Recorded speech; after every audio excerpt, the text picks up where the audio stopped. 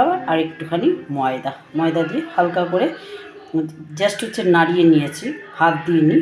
ওটা এখন মানে ঝাঁঝরি দিয়ে তেলের মধ্যে ছাড়ছি। ঠিক আছে, চলো দেখাই। এইভাবে এইটুকুনি করে এরকম করে এটা তেলের মধ্যে যাবে,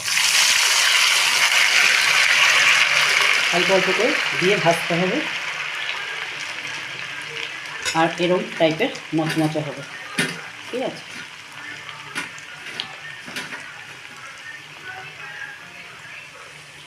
ঠিক আছে, সবাই ভালো থাকো, সুস্থ থাকো। এই যে এরকম দেখো, সবাই ভালো থাকো, সুস্থ থাকো। থ্যাংক ইউ আজকের মতন।